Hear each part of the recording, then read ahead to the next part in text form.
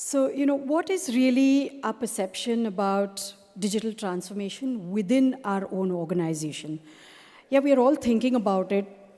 We want to know what technology challenges we face in our day-to-day operations, how are we going to fix that?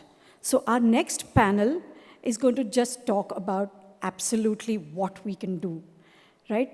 The panel is called Technology Opportunity Engines, Drive Exponential Growth in Your Organization.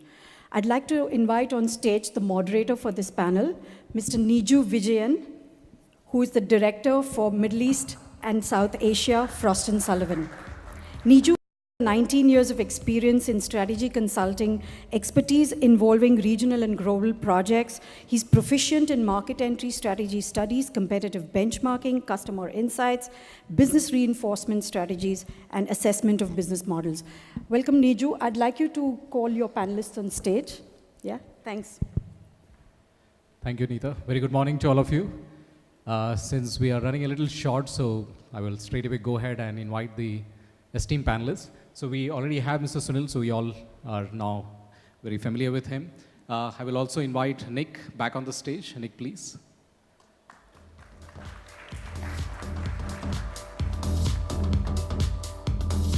We have the next panelist, Mr. Arun Devraj. Arun Devraj is the head of engineering at GIL India, with 26 years of experience across, audio clusters, HUD, telematics.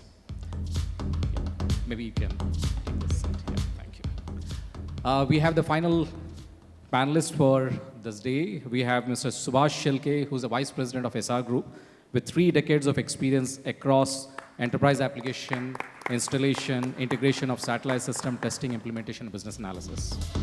So welcome once again.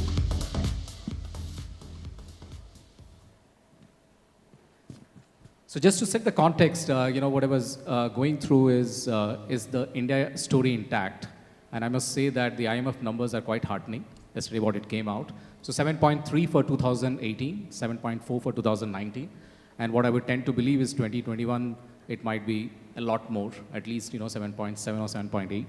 So with that context of the growth that India is charting, what I would say is that the conventional growth drivers are definitely there. But at the same time, what we have gathered here is not to kind of spend our time on conventional growth factors, but rather look at how technology is going to be a key engine for growth. And that's whether we are talking about the technology which is disrupting or the technology which we have already embraced. So with that context, what we would like to do is we have the esteemed panelists who are going to discuss, deliberate, and also present to you some of the perspectives that they have from their experience, and also what they see and what they foresee is going to happen to the Indian economy from the standpoint of technology. So we have the next 30 minutes, we are going to make sure that they are going to present to you something very interesting, what they have seen, experienced, as I said. So to begin with, to set the context, the India is a growth story. And I think Nick kind of, shared that right up front. So to begin with, I would have Mr. Arun Devraj share his perspective, because he comes from the automotive industry. And Mr. Arun, let me tell you that we ourselves have stopped calling it the automotive. We call it the mobility, right? So, of course, there's a lot of technology changes. I would like you to share your perspective on how this industry is actually, taking the technology and for the future, which is going to be agile organization. Sure, thank you. Yeah, we've stopped seeing ourselves as sheet metal benders as well. The car today is the largest mobile device you use. And what's driving this is the connected car and the autonomous, at least the industry where I come from. We are into the cockpit electronics, the front dashboard as such. And Nick was talking about the best time ever, definitely the best time ever, because it's a connected world if you look at it. And what's driving the big technology change for us is the large displays which are coming in. And where it is coming in, it's coming from the mobile phone industry and the TV industry. Because, if I were to ask how many of you have a UHD TV or the latest iPhone, probably all of your hands are going to go up. But if you think about what happened to those fabs which were created, okay, you see these Series 6, Series 7 Samsung TVs, those fabs are now being made available to the car industry because we are able to use those TFTs. And so we are able to offer that to you Because again, you want to be connected, and when you want to be connected, you're talking about Android Auto, CarPlay, the cluster, if you look at it, it was all these needles. But think about it, do you really need those needles, right? What you want to see is the navigation. And now you don't want to turn. You can just straight away look straight if you had a large display. And that's the change which is happening as such.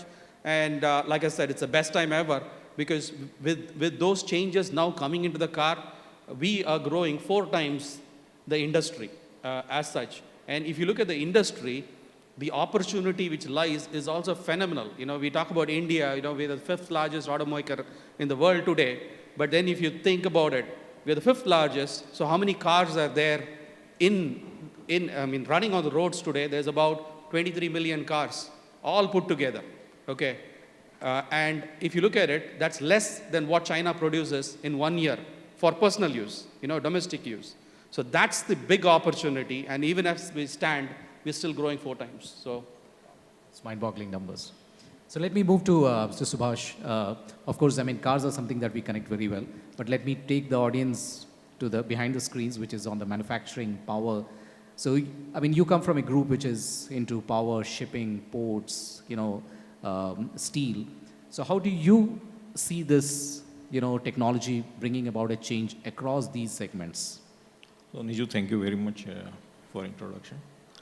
So basically, this core sector, where the current projects that I am working actually, they are touching into the strategic planning, demand forecasting, procurement, and actual operations that's happening, and manufacturing execution actually what. So people want to see actually visually actually what is happening there actually, and they visualize, yes. And it is not that we are doing today actually. We are inventing, reinventing actually. And the need is very high actually. So these are the projects. Again, and company wants to connect to the businesses through digitally actually. So reduce the time actually to reach to the customer. So that's what's happening. Yeah. Thank you. Thank you. So Nick, let me come to you. You have, we know that a horizontal role that cuts across different industries as a service provider. So how do you see, because I'm sure that you have many examples to give, but at a broader level, if technology has to drive the growth from 7.3 to 7.4 to almost like an 8, what do you think are the imperatives for the Indian economy through technology? I think one of the pieces we've all talked about but not necessarily called out is industrial IoT. So I think we were just a conversation with Bosch this morning and Mahindra. There's 63 million instances of IoT or sensors of IoT in India today. I think by 2020 it's forecasted to be over 1 billion devices. I think that industrial use of IoT or deployment of IoT at scale, be it in manufacturing or ports or logistics or some of those areas, will do a couple of things. Firstly, it will create an efficiency and effectiveness in businesses to kind of allow that growth. Secondly, it will create phenomenal data. And thirdly, I think it will create new opportunities or new go-to-market. And if I could use an example that we see, so we see a lot of deployment at the moment in smart grids and smart meters. Actually, once that rolls out, which is happening today, that data then becomes useful for consumer intelligence, for analytics, for some of the things that we could actually use in terms of planning. If we talked about urbanization, if we look at some of the smart city activities that we're doing, we're seeing a lot of that data coming back now as IoT is deployed in smart cities to actually help more effective and more efficient on urban planning. Given, I think you said there's 23 million cars, I couldn't believe there's only 23 million because most of them seem to be in Mumbai at the moment, right? But I think one of the challenges we will have is how do we better plan cities, how do we better plan society, how do we better use that data to plan our urban existence and public transport and those areas. So I think that's where some of the opportunities come from. Great growth, but how do we then drive that exponentially? Interesting. So Sunil, we heard you talking about cybersecurity, and so my question is, somewhere around that context, are the users really, appreciable of the kind of technology and what benefits that they can get? Or is it that the users are more looking at very narrow band, which is going to, provide them a really immediate or a short-term benefit? I think in this entire debate between what technology can deliver to you in terms of efficiency or productivity of new features and benefits versus the genuine or perceived risk of security, because we are talking about internet and digital. With time, after you are through with the hype curve, a balance comes where users start making a balance. What benefits I'm getting versus what possible risk I'm getting, and that's how the adoption or rejection of technology happens. And I think that given the way we all as India have adopted digital, and we all are users of digital, we all have that device called mobile in our hands. And at any one moment of time in a day, if you count, I count myself, I think I end up using 15 or 16 applications in a single day in different contexts. It may be WhatsApp, it may be some e-commerce, it may be Twitter, it may be LinkedIn, it may be something else. You end up using so many of applications every single day, right? I don't think people like us are now wary of putting our credit card online and purchasing a high-value transaction, doing a high-value transaction also online, right? So what I feel, and same thing on enterprise side I see, what I could see way back in 20 years that people were wary of putting their data offsite into a data center was a very, very big no at that time, that, oh, somebody will just steal my data, to a level where users are just saying, except for my application, I'm not bothered about everything, I would like to put everything on cloud, which is a pure outsourcing. I think while some genuine or perceived concerns of security will remain and should remain, and we have to respond to them, but in general, the industry, both end users and industry, have responded very favorably. And we have all examples of technology and digital being adopted for meeting various end purposes. And we have examples and examples, be it adoption of cloud, which I know has been tremendous. Cloud is being purchased in kilos and liters nowadays, and not like a concept anymore. We see that every day. And be it new technologies like SAP HANA, which is doing transactions in memory, or be it in end user space like in the government space, like I was talking about Aadhaar, the benefits of Aadhaar and linking it to micro accounts, or be it applications like Ola, right? We could not have imagined something sitting in the car and just going to the airport and directly getting to the airport without bothered about paying to the Ola guy, because your valet is there and your bank account is linked to that, right? So all these things are great examples of technology being adopted by all of us. Since one of the core themes of this event is innovation, and when we talk about the growth in India, in the Indian context, we know for a fact that India as such is an innovative country. I mean, whether we talk about the conventional innovation or frugal innovation, innovation is definitely part of that. So would you be able to give us any examples from the SR group, which probably best exemplifies the adoption of technology for the purposes of innovation within the group? Yeah, Nick, we have mines actually. We run power business, so we have mines in Madhya Pradesh somewhere. So their internet connectivity is not there. So, and in fact, the people who are sitting in Mumbai, actually, they wanted to monitor what is happening at the ground. So what do we do actually? So we have devised an innovative idea actually. We do not require the internet connection on mobile, but mobile can do lot many things actually. So we created a small program actually. So there the truck goes for the extracting coal, they bring the coals to the depots. So when they goes actually, so person actually while walking, he can just input what is the truck number and what is the weight of the truck, and he goes there. And then he loads the truck. Then again, he connects to the weighing machine, and the information is fed into the mobile. And it prints a small chit on the very teeny printer actually, which has only a barcode, and all information is there. Because the connectivity is not there, actually we were not able to get this information. Now we are coming to the somewhere actually where the machines are there actually, where we can connect those handheld machine, that mobile, or we can show that chit, and that information is transmitted into the machine. Okay. Earlier, and that's, the scale is very high actually. Per day, there is a 2,000 trucks coming actually and taking coal actually from the mine. And it was impossible actually to manage what is the inventory that is going out and what is the status. And there are a lot of issue of leakages also. Absolutely. Yeah. And to your surprise, to everybody's surprise, we have broke the record actually, handling trucks in a day. 4,000 trucks we have handled with a small this innovation. So that's what's actually the innovation that. Okay. So let me bring in Nick here. Nick, I mean, there's a very interesting thing because we know for a fact that mines are not the best of the place when it comes to, I mean, he talked about leakage. So there is corruption, there are a lot of other issues there.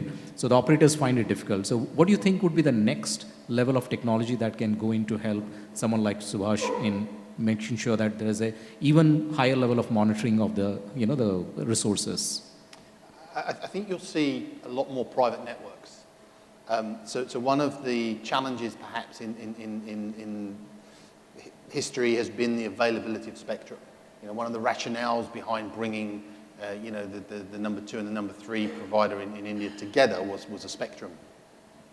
Yeah. And how perhaps we used to build networks in the past was we would build them for you as individuals. So we would look at population density, or we would look at density of where you were with your smartphones.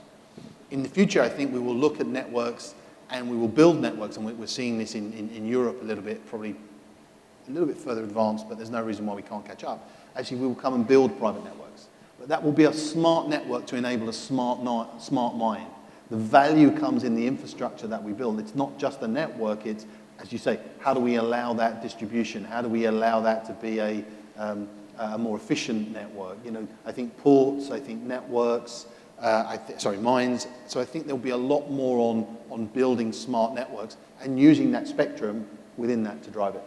So we talk about smart factories, smart cities. I think smart networks will then allow smart logistics, smart distribution, and then the efficiency and the effectiveness of that manufacturing plant or that mine really does improve. And we see that in Europe today. I see in India a lot of opportunity for that, particularly in areas that traditionally didn't have large population and therefore hasn't perhaps had the mobile broadband rollout. I just realized I created a business opportunity for you. No. That's great, though. That's why you come to events like this, right? All right. So coming to you, Arun, of course, I mean, we all know that there is a lot of innovation that's happening in the mobility space. But something which could be beyond what we have all heard, seen, if you could share some perspectives on that. Yeah, since you talked about frugality, frugality is usually associated with reducing cost, but also reducing features in India. And what we did, one example I could give is on the Mahindra XUV. I see Venu here. 2015, the car was introduced. And at that time, we worked with them to say, okay, let's make the car relevant for the next few years, because that's one of the big problems. So instead of saying design to production, we said, okay, let's design to adapt. And what we then did is we put the hardware in place, but then we were able to bring in new features. So in 2016, if you went into the service station and came out, we brought in apps. So we did not help Nick in one way that, we did not have an extra SIM brought in, but you could just connect to your Wi-Fi. And it would use the data, 11 GB probably becomes 12 GB of data, but then you suddenly have app information. So that's one thing which we were able to do. And then in 2017, if you went again to the service station and came back, you have Android Auto. And we were able to work with that. That's on the India space. Another big thing we've talked about is, in a car, you have something like 50 or 70 ECUs, CPUs. Why do you need so much? So one of the things which we are selling today is, let's save the kilometers of wires which are there in a car, and let's consolidate, because the CPU, which has been there in the computer for 10 years now, multi-core CPUs, you can bring that into the car. And we introduced that. We were the first in the world to introduce that in the Mercedes A-Class. And you'll be surprised that starting next year, you're going to see Indian cars have that. We already have business. We're working in productionizing them. And that would drive, again, a level of frugality, wherein with the same CPU, you're going to be driving multiple units as such. So, Sunil, of course, I mean, you work with all of them, creating infrastructure. Yeah. But what's the kind of innovation that you have seen? I mean, either you have created or you would have, worked with someone who would have driven you to create that innovation.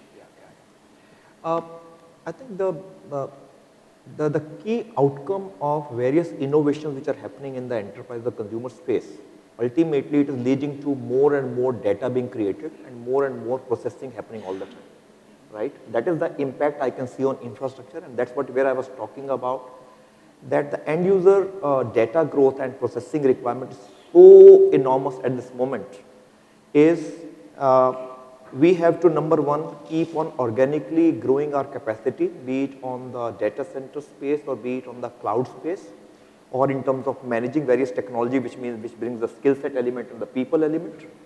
But also we need to bring in innovations, how we can possibly optimize, let's say the data center or the cloud space, the technologies per se. In both perspectives, number one, yes, India needs massive investments, which I was repeating in my presentation, that we need massive investments over the next 10 years to sustain this type of growth in data and processing. Any numbers you can attach to that? I can just say that right now, in the last 5 or 6 years, we can see the growth of industry is almost 40%. When I say growth, it is actually in revenue numbers, right? And it obviously reflects on that. If you have to show that type of revenue growth, it means that much of investment growth in creating that infrastructure is also happening, right? So that is happening continuously, and my presumption is this number, the growth percentage, will only increase and not decrease in at least the next 10 years. And I think the reasons are all visible because of the growth in adoption of technology. But what it has done to data center technologies is that you cannot, let's keep on building and building and building, right? You have to optimize also, and the amount of compute you are doing within the same footprint of a rack has grown almost like 10 times. What I used to manage within one rack in terms of, let's say, compute power or storage power has become possibly more than 10 times in the last couple of years. And that makes sure that that much of power goes into that rack, and that rack will, it means, generate as much heat. So I need to cool that much of rack with much more cooling. I'm talking a little electrical and mechanical now, but that is the impact on my building. So how do I make what I call in our language as hyper density data centers, which can give much more amount of power and cooling to the same rack. So earlier, if the rack was consuming, let's say, a power equivalent to, let's say, equivalent of our one flat, right? Possibly that is the typical power one rack only consumes, which is equal to our flat. But today, one rack consumes power which is equal to possibly 10 flats of all of us combined together. And you are managing thousands of such racks in one building. So how do you create and manage that type of power infrastructure and cooling infrastructure has led to a whole lot of technology innovations in data center space. And same in cloud space, right, users, especially we have such a beautiful startup ecosystem now who just want to experiment with ideas. Even in the enterprise space, we are experimenting, let's say, with connected cars or IoTs. You want to experiment with something, you don't want to put too much of capex investments. If the idea is good, you want to scale up immediately without waiting for 3 or 4 months of hardware to come in. But if the idea is not good, you just leave it without any commitment of sunk investment. And that is what cloud is able to do, right? So innovation in cloud space now is that not only the compute and storage, but also the application layer like an artificial intelligence layer or a machine learning layer or an analytics layer is also being provided to the end customer purely on a cloud concept of pay-per-use. That is where a lot of innovation is coming. Right. So finally, we'll come to the final part of it, which is we would like to know, Nick, to begin with you, what are the 2 or 3 key messages that you would like to leave the audience with when it comes to what you have, adopted as a technology or you impart to the industry, and what is that they would be able to, have as a takeaway? I'll pick 2. I think we talked a little bit about IoT, but actually engaging IoT in our processes. So I think one of the things that we've tried to do now is become more digital. Ad hoc is a good debate at the moment, but if you think about historically how you maybe bought services from a Vodafone or an Idea, it was quite a paper-based, quite a long process, could be 7 days. I mean, transforming that from a digital process using ad hoc or using intelligence from things like IoT, I think, is one. So I'd definitely say, kind of, how can you take out that process? I think the second piece is to kind of not be afraid to take a jump or to really make a big change.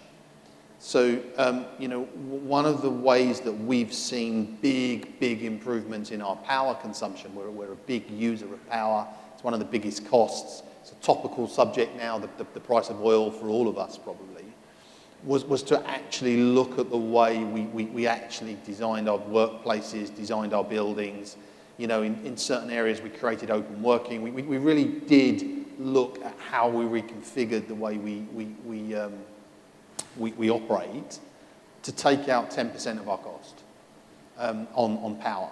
Now, what we then did was we used IoT to monitor that, to measure that, to give management information. So a bit like Sylvester was talking about with the guys driving the trucks or managing the trucks, it was giving that then to the managers. So if I take Gujarat as a great example, our offices in Gujarat cut their power costs by 10%, but we did that because we gave the project to the teams in Gujarat to run it, and we gave them daily consumption and then hourly consumption. And one of the things we found was we were running the air conditioning the same all the way through 24 hours. There was no intelligence in that. Right? So it's very simple things that you can do. But I think that piece for me was a couple of the things that I would say, you know, we've done, and I would encourage you to think about. Sunil, what would be your 2 or 3 key points for the audience? I think key thing is that while technology and digital adoption is something which is giving a whole lot of benefits, and we see examples in users and enterprise space, but making a creation or making a product just for the sake of it is not what it should be, right? It should ultimately be for the purpose of meeting some end business challenge. The business challenge can be creating a new feature, maybe creating a new user experience, maybe making some process much more efficient, manual way of working. It should not be just for the sake of doing it, because sometimes it just became a hype that you hear so much things on the events and everybody else is doing it and talking about it, so I should also do it. I think that it not should be. It should be in your context of your organization. Second is, I think technology at the end of the day is means of achieving something end, right? We cannot just push it through. It has to be along with the cultural adoption of the entire organization and our other stakeholders like customers and partners. So a lot of things will have to be unlearned by users of current way of doing things and relearned of new way of doing things when you are putting the new technology. That is something which we have learned our own hard way, that how do we actually take technology and people together. And last part is, while technology gives a lot of benefits, we always will have to make sure that the adoption of technology comes along with a very good security and governance. Thank you, Sunil. So, Arun, either from the mobility or from the overall technology perspective, what would be the message that you would like to leave for us? Yeah, I'll leave it in the overall context. When I talk to a lot in the mobility space, the biggest apprehension they have is, am I going to be relevant 5 years from now because the IC engine is becoming irrelevant? And that is there for most of us. You know, is my industry going to be relevant because there is startups coming in who are going to gobble, or there is companies from abroad coming in who's going to gobble up my space? That's one thing. And another thought, you know, what makes a big user experience in this room today? It's that big display on the back. And it's not that infrastructure, because it's just a series of LED small panels, but it's that software which is making that big difference. So those are the thoughts I want to leave you with. To be relevant, you know, you've got to do 3 things. Stop being system integrators. We've got to be IP creators. Think of what IP we can create so that we can differentiate ourselves. The second one is, Arup talked about being a technology company. Think of how you can be a software company. Everything is going software today. So if you're not thinking about that part of how you can be a software company, so driving that culture shift, changing the processes so that you can be nimble for the software processes to come in, you would be relevant. And the third part is, you know, today we are truly a global village, right? So how do you create an ecosystem which can tap into the different ideas which are happening in a Silicon Valley, in any part of the world? so that you're able to immediately take it and productionize it. Those would be the three things. Wonderful. Yes, Subhash. I want to add here actually on Sunil's and Rajan's. So visual experience basically. So we also brought this kind of into our command center. So earlier we used to do a presentation and explaining the issues actually. But now it's become very clear actually on such a big screen actually when you explain what is happening at the shop floor. It understandable very easily. And the user experience, the person who sees actually, he come out, oh, great. That's the word that we heard from the people. Actually. And the same experience actually we wanted to bring on the mobile actually. While running or walking, he should be able to understand, okay, this is the message, So that is there. And the another benefit actually that is coming is the process improvisation. Immediately you can come to know, the hair is something that we need to do. Some action need to be taken. Especially in area of manufacturing education actually, the thing when is on such a big screen, it's become very easy actually. Okay. So as we say, the information at fingertips. Right. Thank you. Thank you. So I would like to just recap. There's so many points. I don't know. I mean, which one I should prioritize for you, but nevertheless, allow me or let me have the liberty of doing that. So we talked about IIoT. We talked about urbanization. We talked about risk of security as we, move more into a data-enabled space. We talked about learning and unlearning while we move into a digital era. We also talked about how we should be, for your own organization, you should be looking at more relevant, examples and technologies which we can adopt rather than take one size fits all. And of course, there's an age where you have to be nimble so that you could adopt whatever new technologies that come in, and finally work with the ecosystem to ensure that you get the best value out of that. So with that, I would like to thank all the panelists. We have a small, Anita, I would allow you to. Thank you, everyone. That was really insightful, and I'm sure the audience have a lot of key takeaways from this panel. Niju, if I can request you to please hand over the token of appreciation to all our presenters.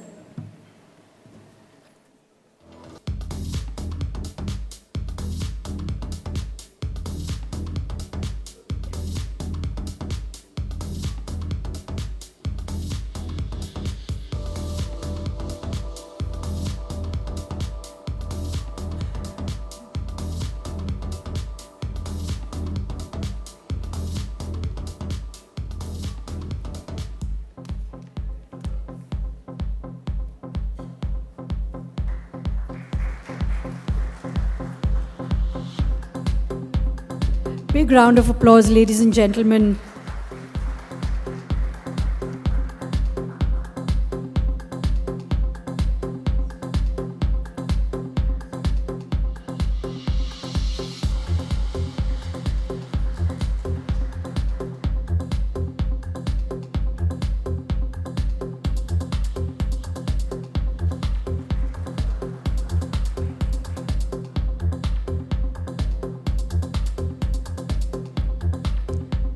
Thank you, everyone.